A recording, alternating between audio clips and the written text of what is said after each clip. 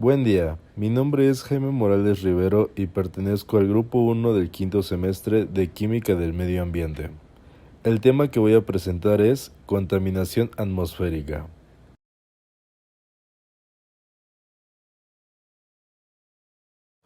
En esta presentación analizaremos los contaminantes del aire, así como sus fuentes y efectos para la actividad humana. De igual forma, debatiremos una pregunta importante. ¿Cómo llegan estos contaminantes a la atmósfera? También el papel de la contaminación del aire en problemas ambientales tan importantes como lo es el calentamiento global y el agotamiento del ozono estratosférico. Cuando hablamos de contaminación es importante saber lo que es un aire contaminado, ya que son temas que van de la mano. Así que, ¿qué es un aire contaminado? Se le llama aire contaminado a cualquier gas o partícula que, en una concentración suficientemente alta, puede ser perjudicial para la vida, el medio ambiente y para la propiedad. Un contaminante puede tener su origen ya sea de una fuente natural o incluso de una fuente antropogénica.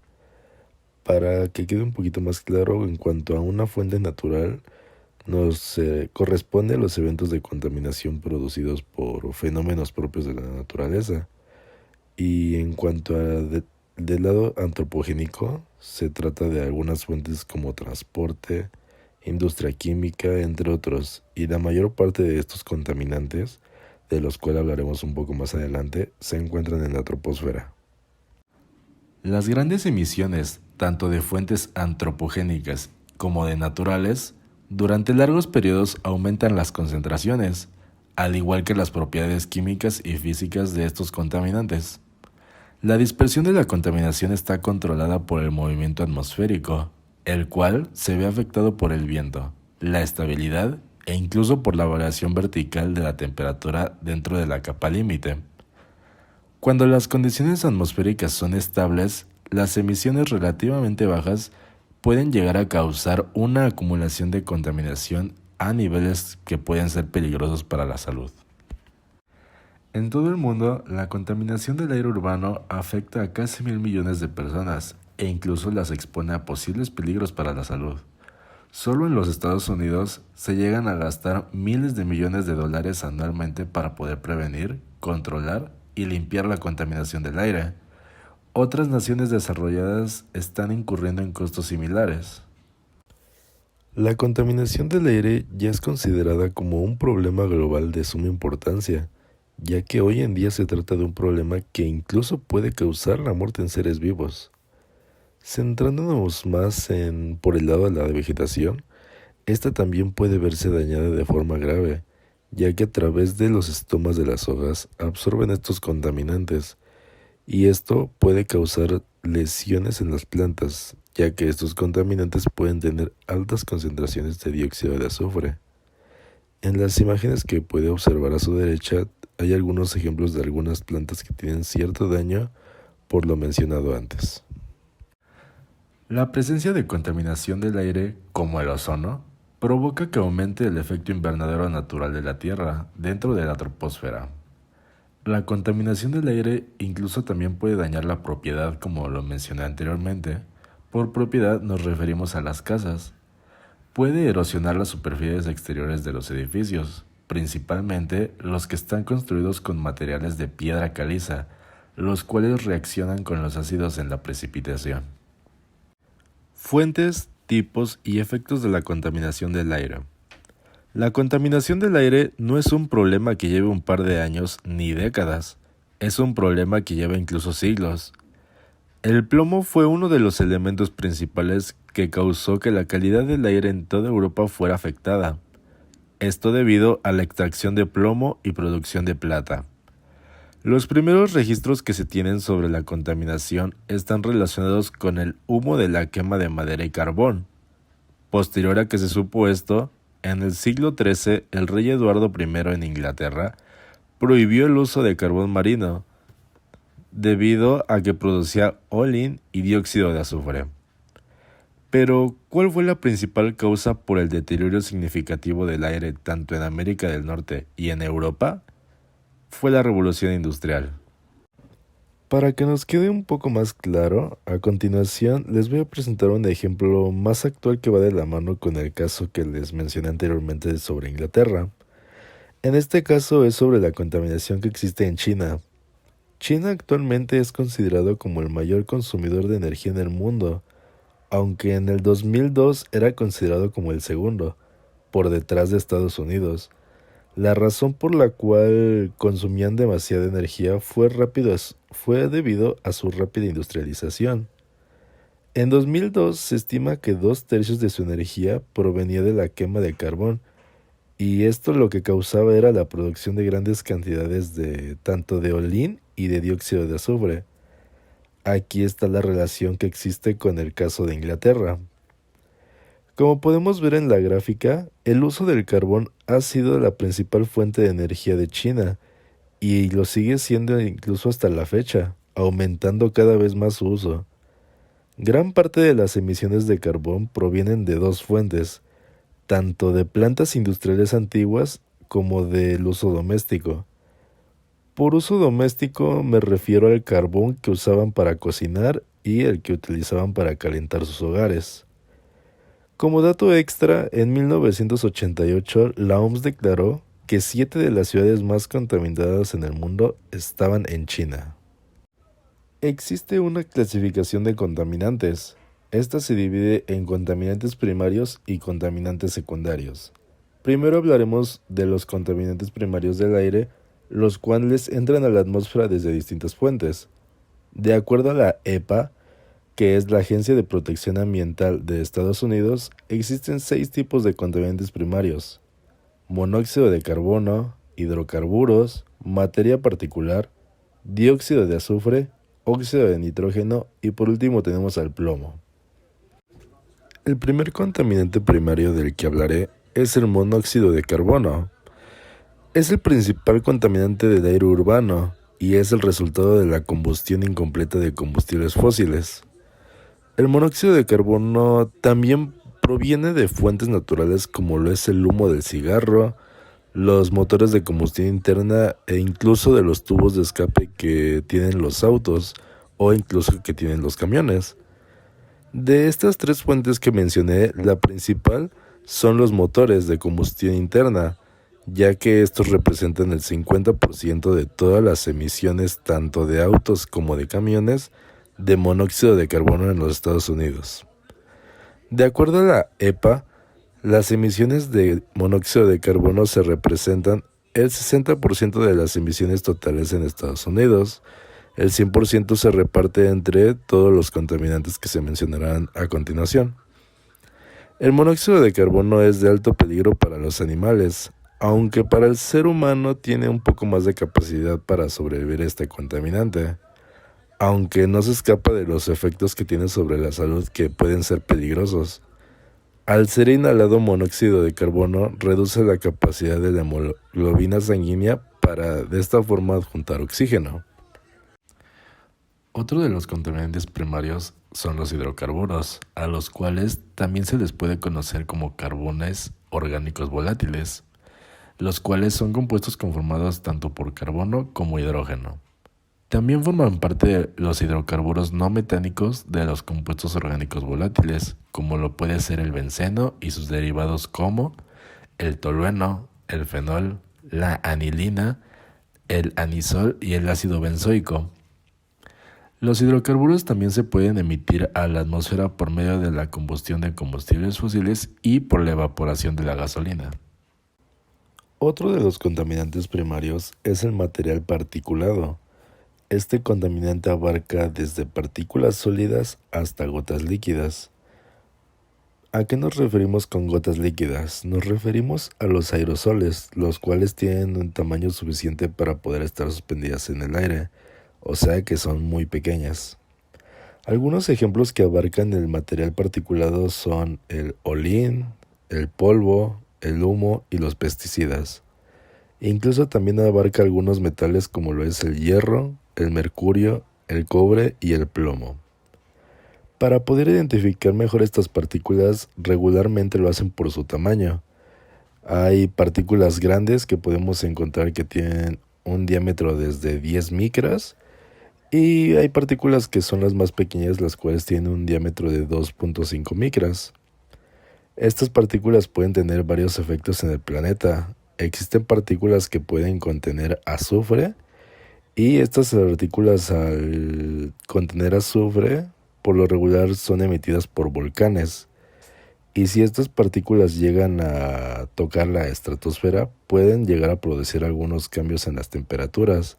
Llegan a ser temperaturas más frías en la superficie e incluso estas partículas pueden llegar a causar enfermedades respiratorias.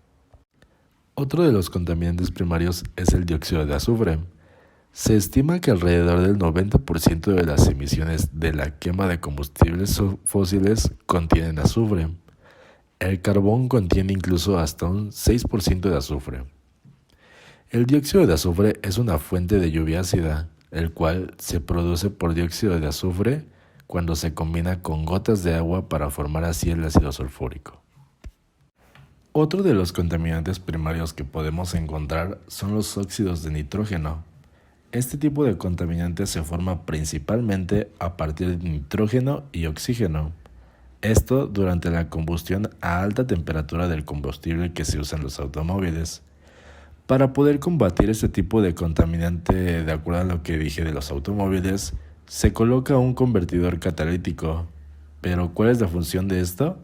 Es para poder reducir las emisiones. Las fuentes naturales de donde provienen los óxidos de nitrógeno son incendios forestales, actividad volcánica, metabolismo de bacterias y también en la quema de rastros rojas, que en otras palabras es la quema del pasto seco. Los óxidos de nitrógeno también contribuyen a la formación del ácido nítrico. A partir de esto, se produce la formación de lluvia ácida al combinarse con el agua. Por último, tenemos al plomo. Es un elemento altamente tóxico e incluso se tiene conocimiento de los efectos que tiene en la salud desde el Imperio Romano, es decir, aproximadamente desde el año 27 a.C. El plomo tiene una gran variedad de síntomas que van desde un simple dolor de cabeza hasta incluso deformaciones en el cuerpo. Entre los principales síntomas que existen está el impacto negativo en el desarrollo neurológico infantil, dificultad en el aprendizaje, vómito y deterioro crónico en la formación de sangre. En la parte de en medio podemos ver dos imágenes. La imagen de arriba muestra uno de los efectos del plomo. Es una enfermedad llamada Rivet de Burton.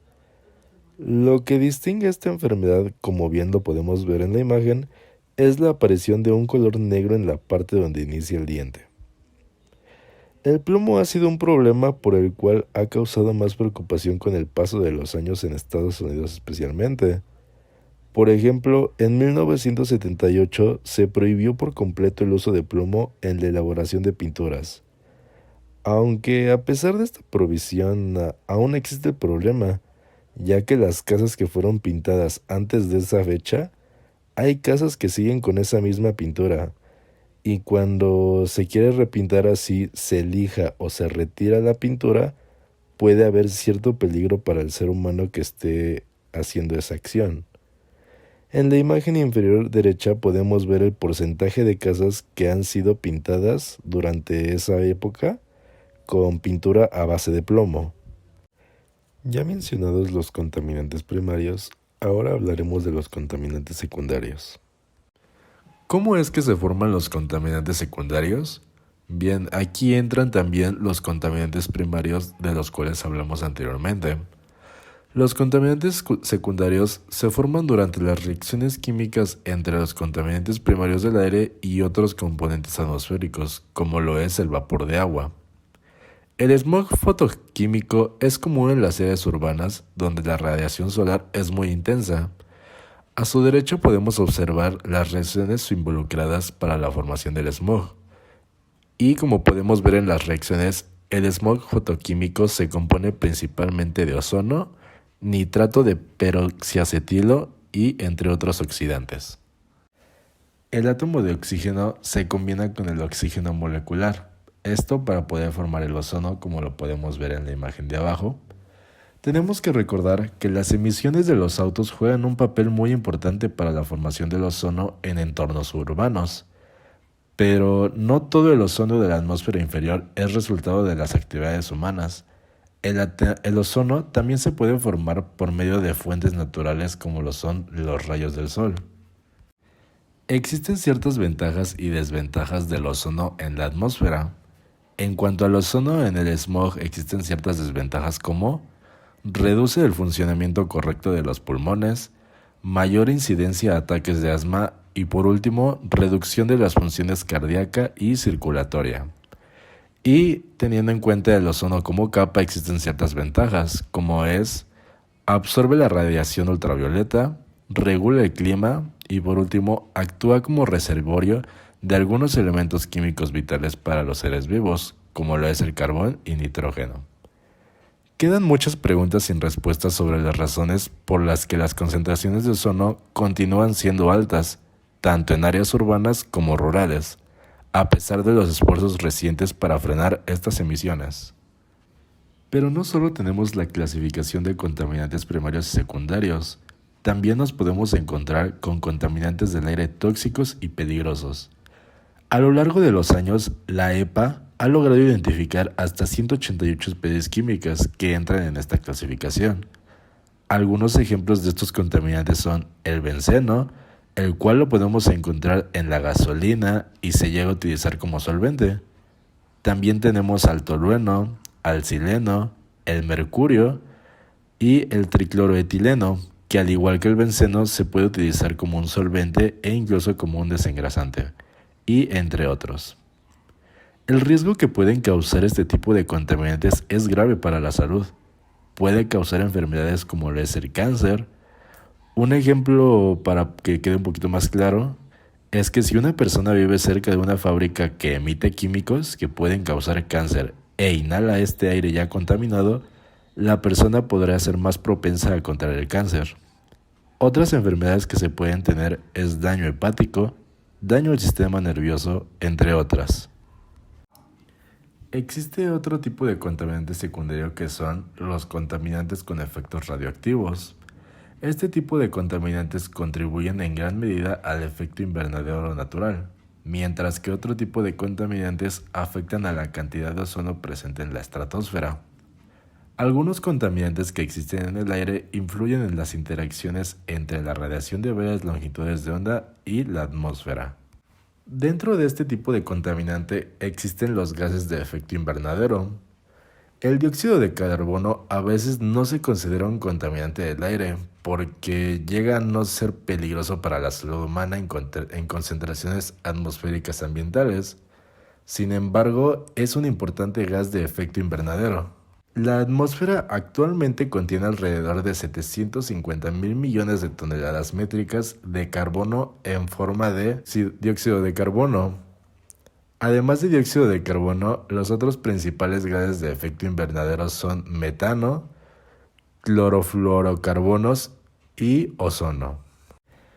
Como conclusión, la contaminación atmosférica debe percibirla el hombre como algo que afecta a su día a día, la aparición de enfermedades y otros problemas de salud que tienen su origen en este problema. Cambiar esta actitud negativa por una positiva frente a la calidad del aire debe ser una labor compartida entre administraciones públicas y organizaciones, pues la atmósfera es de suma importancia para nosotros, y los efectos de la contaminación producida por una única fuente en un lugar muy concreto del planeta pueden llegar a ser sufridos por todos y cada uno de nosotros.